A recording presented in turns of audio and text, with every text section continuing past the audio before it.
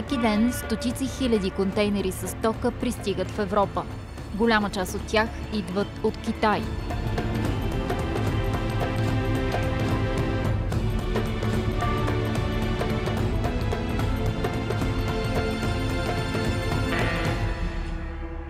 Ако единствено целим да продаваме стоки, произведени в Китай на вътрешния пазар, това всъщност не е достатъчно, за да задоволи този пазар. Китай се нуждае от приятели. Легендарният път на Куприната, който тръгва от Китай, е смятан за едно от чудесата на древния свят. Благодарение на него се развиват отношенията между изтока и запада и процъфтява търговията. Той е символ на приятелско общуване и общо благоденствие.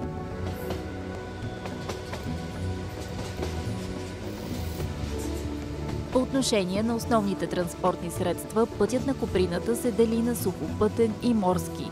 Въпреки своите възходи и спадове във времето, той продължава да се развива. А през последните 10 години Китай създава нови инициативи по търговските маршрути, които днес пресичат няколко континента. Днес те са наричани Новият път на Куприната, известен официално и под името на инициативата Един пояс, един път. Най-значимата инвестиционна стратегия в историята на света за икономически растеж и политическо влияние. За да създадем по-тесни икономически връзки, да задълбочим сътрудничеството и да разширим развитието в евроазиатския регион, трябва да възприемем новаторски подход и съвместно да изградим икономически пояс по пътя на Куприната. Това ще бъде голямо начинание, от което ще се възползват народите на всички страни по маршрута. На първо място, един пояс, един път стимулира икономическия растеж на страните по линията на инициативата. На второ място, Китай разполага с един огромен пазар от 1,4 милиарда души, 400 милиона от които са средна класа, пазар, който е отворен за внос на продукти от тези страни. Инфраструктурата в много от тези държави е значително подобрена благодарение на тази инициатива. Стотици милиарди инвестиции в строежа на нова инфраструктура, железопътни линии, тунели, мостове в над 150 страни по света. Проект като никой друг. Това е най-скъпият и най-глобален план за развитие в цялата човешка история.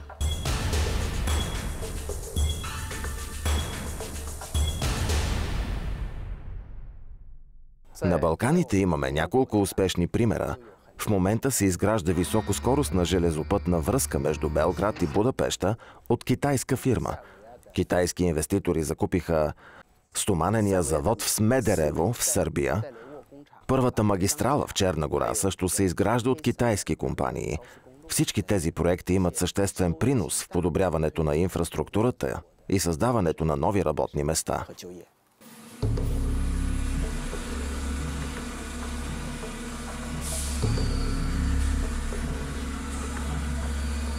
За своите 10 години новият път на Куприната преминава и през своя най-голям стрес-тест – коронавирус пандемията и войната в Украйна. А това свери часовниците и показа какви биха могли да бъдат заплахите от една такава глобална обвързаност.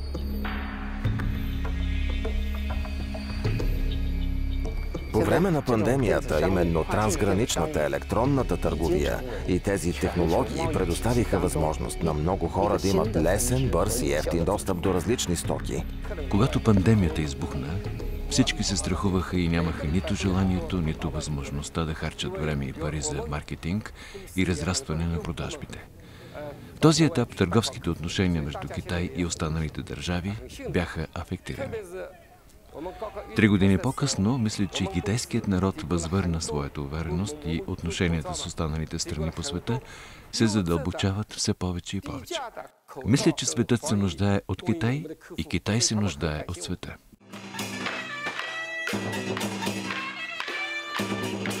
Балканският регион се оказва един от ключовите за успеха транспортни възли, а китайският град Нимбо става основният портал за взаимоотношенията между страните от Централна и Източна Европа и Китай.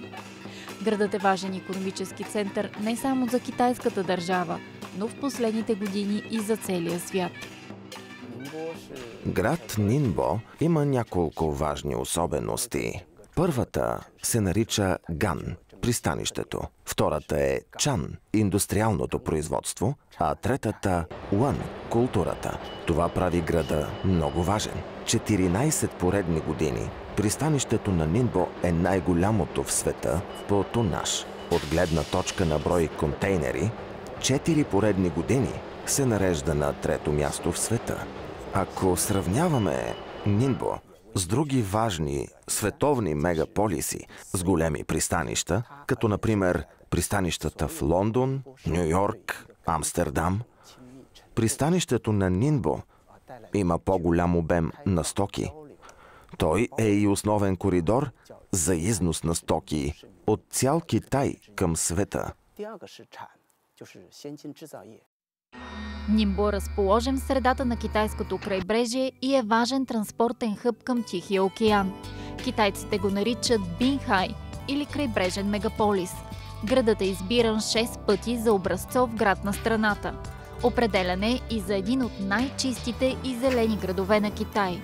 Разпростира се на близо 10 000 квадратни километра територия и почти 9 000 акватория. Самото съществуване на това пристанище влияе и на типа хора и менталитета на жителите на Нинбо. Типичният жител на града е много отворен и инклюзивен към света.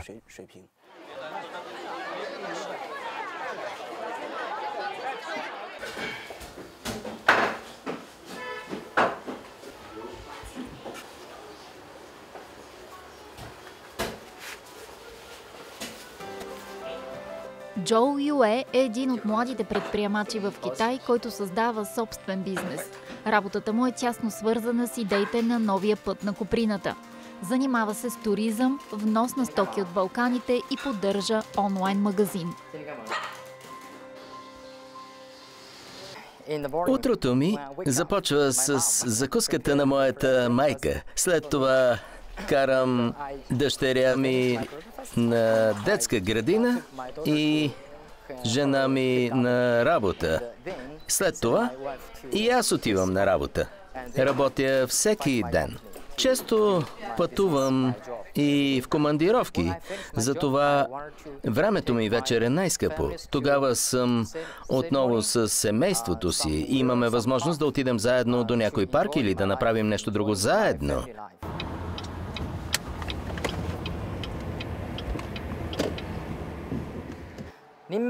Живея в град Нинбо. Това е един много богат град в Китай. И лично за мен, Нинбо е много добро място за живот. Тук е бизнесът ми. Джоу Юе казва, че натовареността на града отговаря точно на ритъма му на работа. Аз се занимавам с туризъм и търговия. Работата ми включва това да създавам успешни взаимоотношения между Китай и страните от Централна и Източна Европа, особено Сърбия и другите балкански страни. Китай е страна с огромно население и огромна консуматорска маса. Балканските страни са важни за нас, исторически приятели на Китай, с които бихме искали да имаме добри отношения. Също така инициативата Един пояс, един път е важна, защото тя има за цел и да изгради едно глобално общество с споделена съдба. В същото време има още един проблем, който е може би и по-важен. Търговският обмен между Китай и Европа е силно дебалансиран. Ние изнасяме повече, отколкото внасяме. Това е проблем. Трябва да открием баланса. Затова в следващите 5 години Китай има за цел да вкарва стоки и услуги за 170 милиарда щатски долара от Централна и Източна Европа. В миналото китайският народ мислеше много повече за проблеми, като това дали имаме достатъчно храна, за да останем сити и достатъчно дрехи, за да не измръзнем. Днес страната ни успешно преминава в една нова ера, а обществото продължава да се развива. Науката и технологиите ще стават все по-важни за нас, защото развитието на която и да е държава всъщност няма как да не се опира на технологичния прогрес. Той е в основата на развитието. Има нещо много интересно за Китай. В 5000 годишната китайска история, Китай никога не се е стремял да стане лидер на света. В конфуцианско общество като Китай, завоевателска политика никога не е била държавна политика. Имаме една стара приказка: ако ти си добре, аз съм добре. Значи всички сме добре. Европейските продукти, които популяризира и продава в Китай, са главно от Сърбия. Следващата му цел е да създаде дълготрайни отношения с български компании. В края на 2016 по покана на мой клиент и приятел си купих билет и отидох в Сърбия. За първи път посетих европейска държава.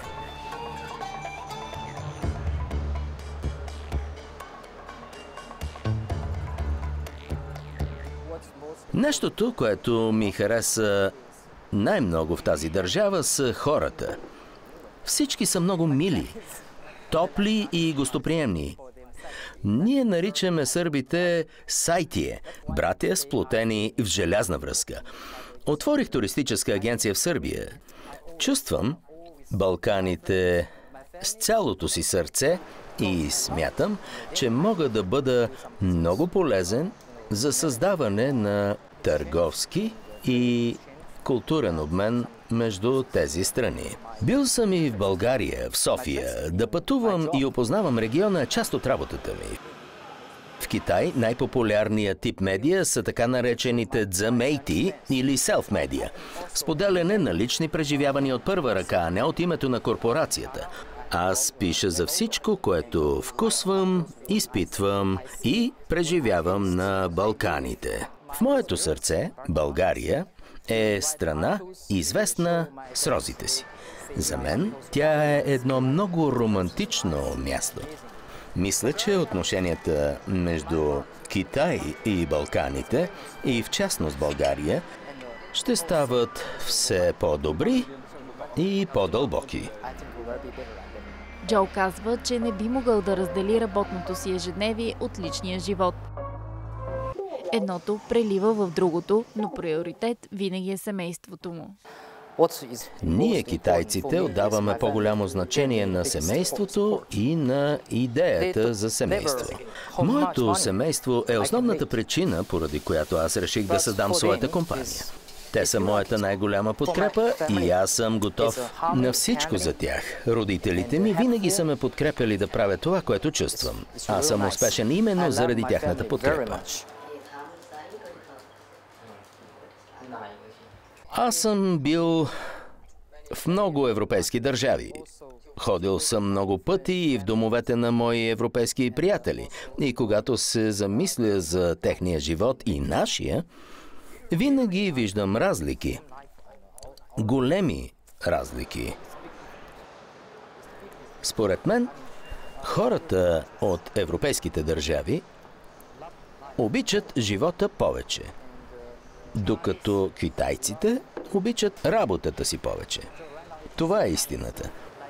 През последните 10 години наистина всички работят усилено, много усилено, за да могат да осъществят своите мечти. Мечтата на Джо е сбъдната. Той все още няма навършени 30 години, но се гордее от факта, че всекидневно през терминалите на едно от най-големите пристанища в света преминава стока за онлайн магазина му. Пристанище Нимбо е едно от най-древните в Китай. Днес дългата брегова линия, на която се простира, е над 200 км. Има 19 пристанищни зони и над 300 дълбоководни кея. Често там акостира най-големият товарен кораб в света, дълъг 400 метра. Пристанището обслужва над 200 корабни линии, свързващи град Нинбо с над 600 други пристанища в света.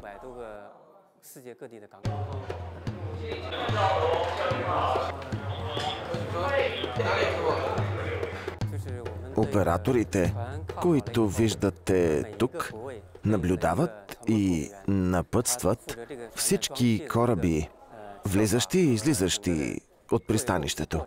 В момента на терен има над 85 000 контейнера, пълни с стока, и още около 125 000 празни. Контейнерите постоянно се въртят. Едни се разтоварват, а други се пълнят. Основният ни износ е на индустриални продукти. Голям дял от износа заемат също потребителската електроника, соларните панели и все повече се изнасят електрическите автомобили. Износът на дрехи също е голям. Пристанището е ключов актив за китайската икономика. То е доказателство за бързото развитие и иновациите на Китай през последните десетилетия, но и символ на визията и амбициите на Китай за бъдещето.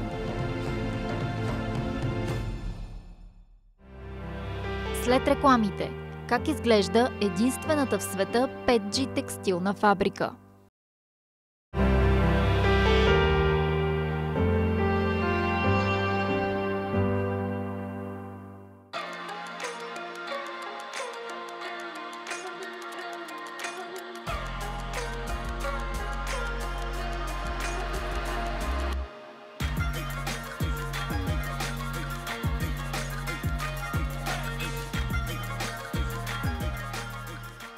Ши Юн завършва един от най-престижните университети в Китай в период, в който това е немислимо за 90% от китайските младежи. Днес е собственик на една от най-големите компании за производство и логистика на облекло в Китай. Фокусът му е износ. За 2022 година оборотът на бизнеса му достига почти 5 милиарда китайски юана или близо 700 милиона американски долари.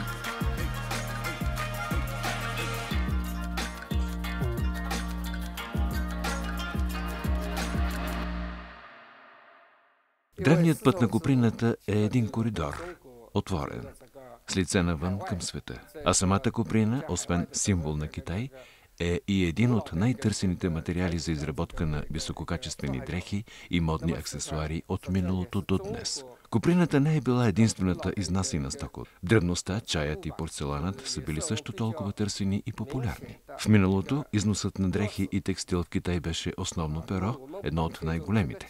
Сега е по-ниско. Но и сегашният износ на китайски дрехи в чужбина не може да бъде заместен от друга държава.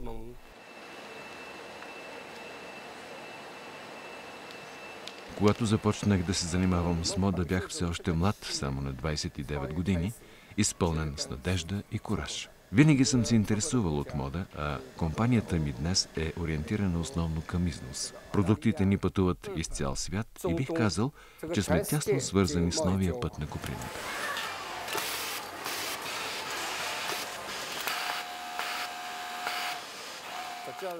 За да е успешен бизнесът ми, най-важното нещо за мен е обучението на служителите. Средната възраст на мениджмънта в моята компания, а и основният технически персонал е под 35 години. Това е една голяма група от амбициозни и много способни хора.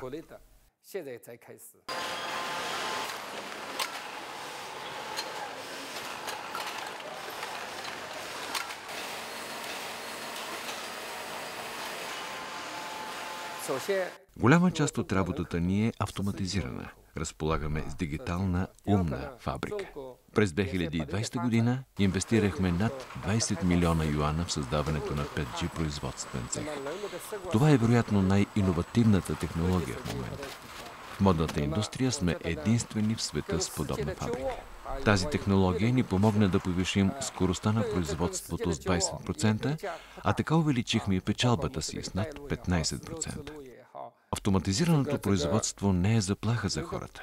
Те няма да загубят своята работа. Изкуственият интелект трябва да помага на хората. Най-голямото предизвикателство, с което сме се сблъсквали до момента, е именно как да развием компанията си чрез развитието на служителите ни. Много е важно да бъдем адаптивни и иновативни. Ако трябва да направя сравнение между компаниите в Китай и тези на Запад, разликите в ценностите не са големи. Както при нас, така и за западните компании е най-важна почтенността. Доверието е ключ към успеха. Първата причина Китай да е водеща търговска сила е населението. В Китай живеят 1,4 милиарда души. На второ място, Китай непрестанно се развива. Особено през тези 40 години след отварянето на Китай. Стандарта на хората и темповете на развитие на технологиите също непрестанно растат. Формулата ми за успех е на първо място постоянството.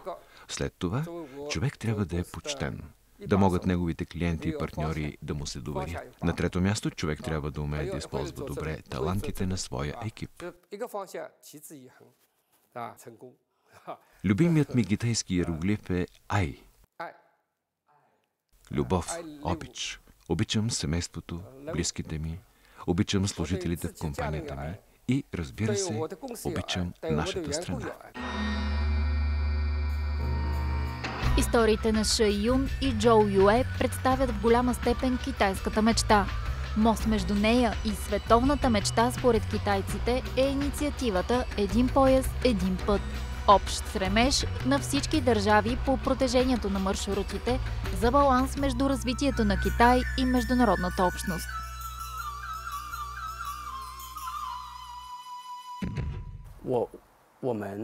Новият път на Куприната ще улесни световните търговски мрежи, независимо дали е Китай, или Америка, или Великобритания.